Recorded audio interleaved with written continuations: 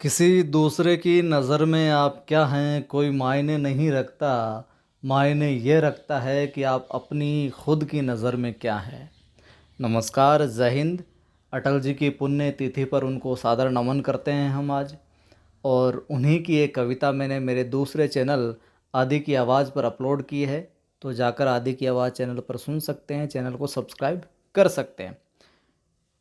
पाठ 7वां चल रहा है सामाजिक विज्ञान का, दूसरा पार्ट जनसंख्या। आज इसको अपन कंप्लीट कर लेंगे। देखिए, वीडियो को लाइक कर देना, शेयर कर देना, भूल जाते हैं आप ये बात। प्रारंभ करते हैं। अपनी क्लास फैक्ट टू फैक्ट चलती है।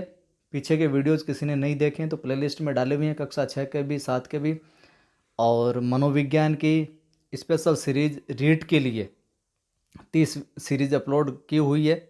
आगे की भी जैसे विज्ञप्ति निकलती है, आगे की सीरीज भी अपलोड कर दी जाएगी। देखिए, किसी निश्चित अवधि में जनसंख्या में आए बदलाव को जनसंख्या परिवर्तन कहते हैं। देखिए, लाइन है जो बिल्कुल सीधी है, साधारण दिखने वाली है, लेकिन कुछ भी प्रश्न पूछा जा सकता है कि किसी निश्चित अवधि में जनसंख्या में आए बदलाव को क्या कहा जाता है, तो परिवर्तन, वहाँ पर जनसंख्या परिवर्तन कहा जाता है। जनसंख्या का घटना और बढ़ना, ध्यान रखना, ये बात बहुत महत्वपूर्ण है।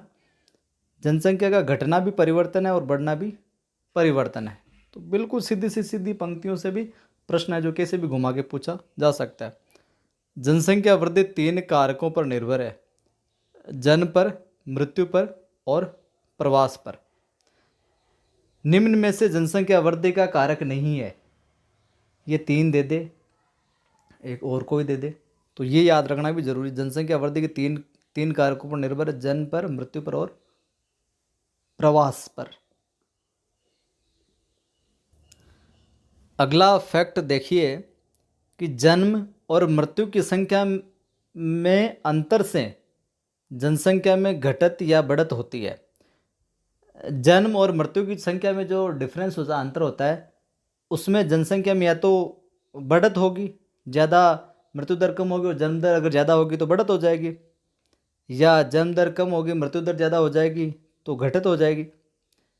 और इसको क्या कहा जाता है? इसको कहा जाता है प्राकृतिक वृद्धि। जन्म और मृत्यु की संख्या में अंतर से जनसंख्या में घटत या बढ़त होती है, उसे क्या कहा जाता है? प्राकृतिक वृद्धि। अब प्रवास का अर्थ देखिए, किसी व्यक्ति द्वारा अपना निवास स्थान बदल देना जिसके प्रमुख कारण। अब प्रवास का अर्थ तो किसी व्यक्ति द्वारा अपना निवास स्थान बदल देना, आपको भी पता है प्रवास होता है, लेकिन ये आगे जो है प्रमुख कारण, सामाजिक कारण की वजह से भी, आर्थिक कारण की वजह से भी, राजनीतिक और प्राकृतिक आपदा आदि की वजह से प्रवास है जो करता है, अपना स्थान है जो निवास स्थान परिवर्तन करता है। निम्न में से प्रवास का कारण नहीं है। तो ये सीधे सीधे सवाल है, इस तरह के सवाल है जो पूछे गए हैं। अगला फैक्ट देखिए, यह फैक्ट भी साधारण है लेकिन महत्वपूर्ण है। एक देश की सीमा के अंदर होने वाले आवास स्थानांतरण को क्या कहा जाता है? आंतरिक प्रवास।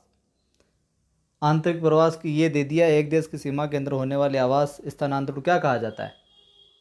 कि यार, एक देश की सीमा के अंदर अब क्या कहा जाता है, तो ये ध्यान में रखना, उसको क्या कहा जाता है? आंतरिक प्रवास, इंटरनली।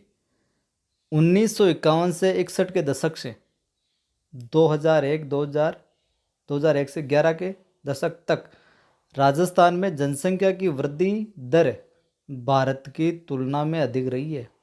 भारत और राजस्थान का अगर कंपैरिजन करें, तुलनात्मक अध्ययन करें जनसंख्या वृद्धि दर का, तो 1951 से 61 से दशक से 2001 और 11 के अंदर, 2001 से 11 में, इस दौरान, इस समय राजस्थान की जो जनसंख्या वृद्धि वो ज़्यादा रही है, वृद्धि दर।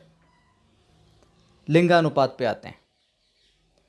प्रति 1000 पुरुषों पर स्त्रियों की संख्या को लिंगानुपात कहा जाता है। ठीक है। भारत में केरल और पुडुचेरी में ही स्त्रियों की संख्या पुरुषों की संख्या से अधिक है। ठीक है, ये अध्याय में जो डाटा दिया गया उसके अनुसार 2011 की जनगणना के अनुसार राजस्थान में लिंगानुपात कितना है? 928। कितना है? 928 है राजस्थान में लिंगानुपात। जबकि 6 वर्ष से कम आयु के बच्चों में लिंगानुपात की हम बात करें तो वहाँ पर इस एज ग्रुप में 888 है। ठीक है, 888 यानी कि 888। महिला सशक्तिकरण हेतु जनवरी 2015 में ये बेटी बचाओ बेटी पढ़ाओ योजना शुरू की गई थी। ठीक है, जनवरी 2015 में बेटी बचाओ बेटी पढ़ाओ।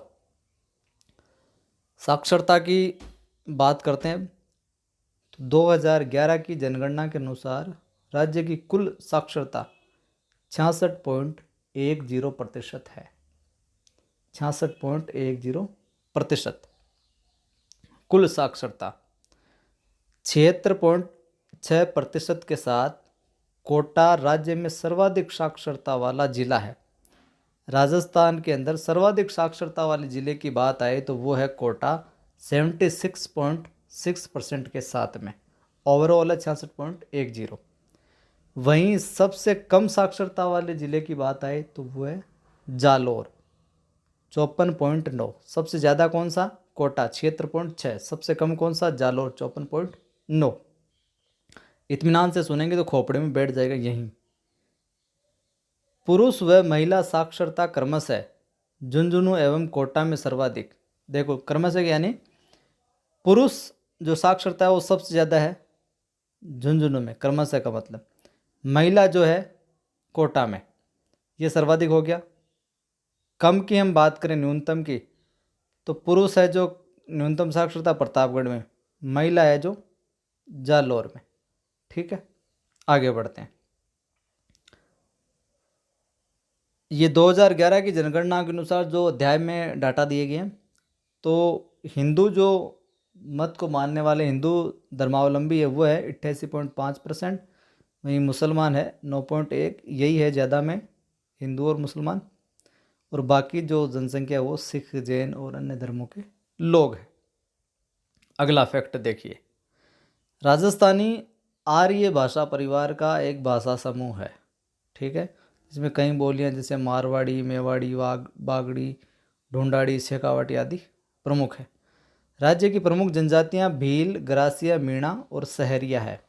अगला फैक्ट महत्वपूर्ण है, राजस्थान में सर्वाधिक जनसंख्या मीणा जनजाति की है। सहरिया राजस्थान की एकमात्र जनजाति है जिसे भारत सरकार ने आदिम जनजाति समूह की सूची में शामिल किया है।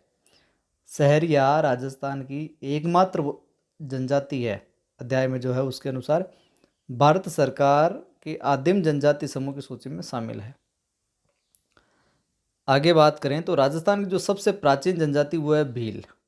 अगला फैक्ट देखिए, सहरिया शब्द की उत्पत्ति फारसी शब्द शहर से हुई है जिसका अर्थ है जंगल या वन में निवास करने वाले लोग। जंगल या वन में निवास करने वाले लोग। तो जय हिंद। अच्छा लगा हो तो लाइक कर दें, सभी मित्रों को शेयर करें।